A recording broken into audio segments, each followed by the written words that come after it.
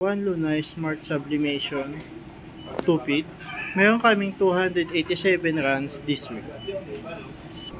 Ito po ang aking head. Ito naman po ang aking cupping. Para wala naman. Tama, head.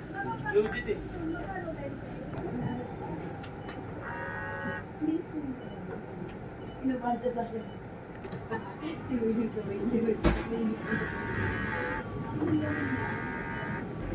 Linisin na ang wiper at cup. Nozzle test. Ito po ang aking nozzle test. Ang aking ink level ay tama lang. Ang aking waste tank ay natapong kulang kanina. Ito naman ang aking API. Ito naman po ang aking stock ng ink. Ito ay tama lang. Ito naman po ang aking subli paper.